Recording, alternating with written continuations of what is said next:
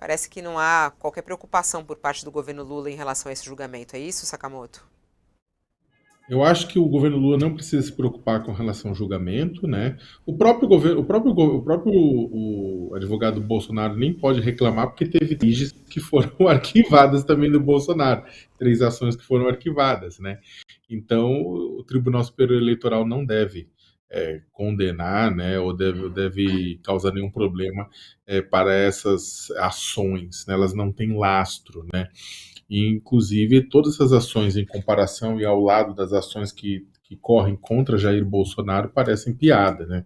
Bolsonaro, inclusive, não pode reclamar de jeito nenhum de arquivamento, porque vamos lembrar que na eleição de 2018, após as denúncias da nossa colega Patrícia Campos Melo, né, a respeito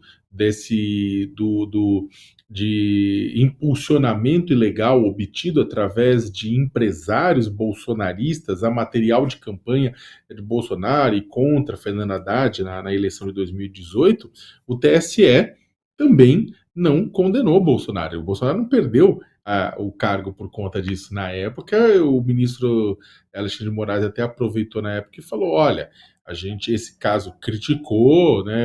Houve uma crítica muito dura à campanha do Bolsonaro, mas falou que não haveria uma não haveria uma condenação, contudo, aquele julgamento seria utilizado, seria fundamental para criar as bases do que seria aceitável e não aceitável nas eleições de 2022, e eles falaram que isso aqui não vai ser mais aceitável.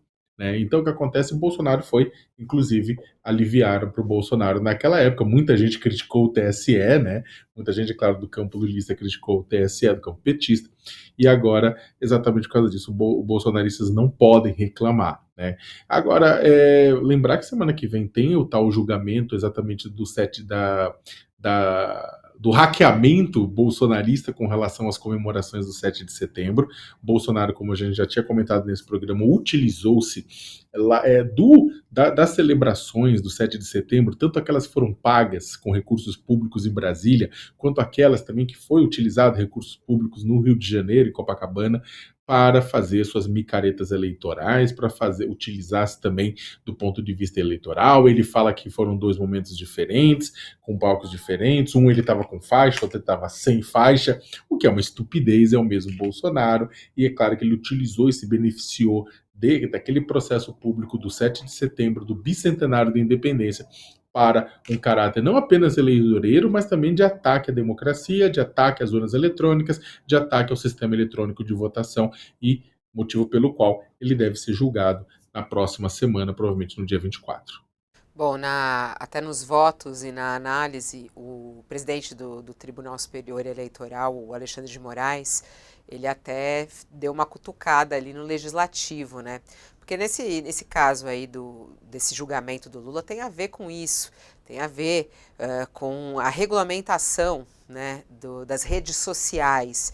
E aí Alexandre de Moraes até falou durante o voto dele que há uma inércia legislativa para discutir a regulamentação sobre o impulsionamento nas eleições, que é algo que ele vem pressionando. Então, aí também, mais uma vez, o judiciário dando um cutucão no legislativo. Como é que você analisa, Ju, esse julgamento da campanha de Lula e Alckmin e essa forma, né, de, mais uma vez, o uso das redes nas eleições, o impacto que isso tem no resultado como um todo? Fabiola, acho que assim, o processo chega para ser julgado como qualquer outro, né?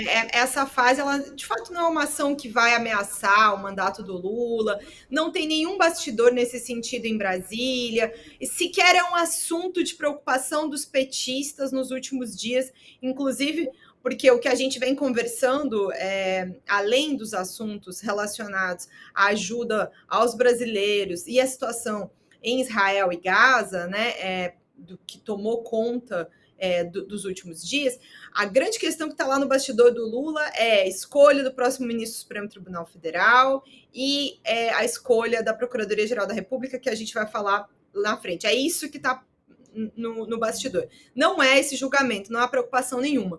Eu acho importante a gente retomar que você falou sobre a regulamentação das redes sociais, e aí é uma referência ao PL que estava sendo ali coordenado pelo deputado Orlando Silva.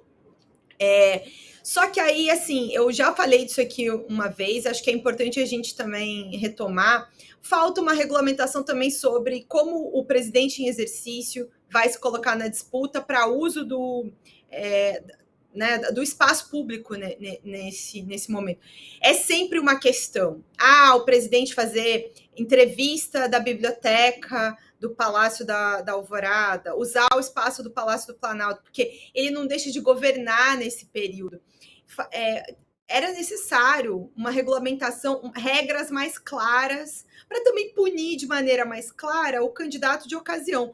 O Bolsonaro elevou todo o uso da máquina pública a outro nível nessa eleição que passou.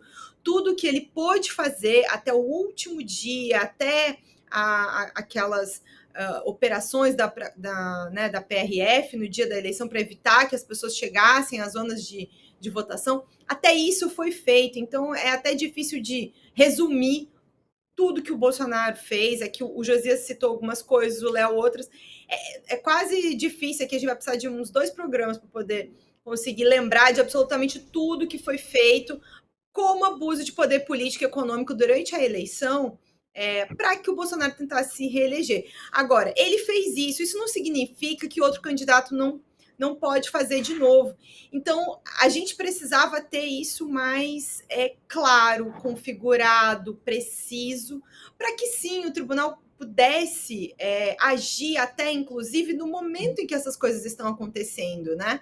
Porque agora a gente está lidando com esse julgamento que aconteceu muito tempo depois. Isso também se colocou, de certa maneira, no próprio julgamento em que o Bolsonaro foi punido, né? A justiça leva um tempo que não é o tempo da eleição. E aí, depois, os resultados da eleição já estão dados. E aí, como é que a gente vai equilibrar o jogo? Como é que como é que o eleitor brasileiro vai garantir, né, que vai ter essa garantia de que a disputa ocorreu de maneira limpa? Então, eu acho que já passou do tempo de se discutir melhor as regras para uso dos espaços públicos, para o candidato à presidência da República usar as instalações públicas ou não durante o período de disputa de reeleição.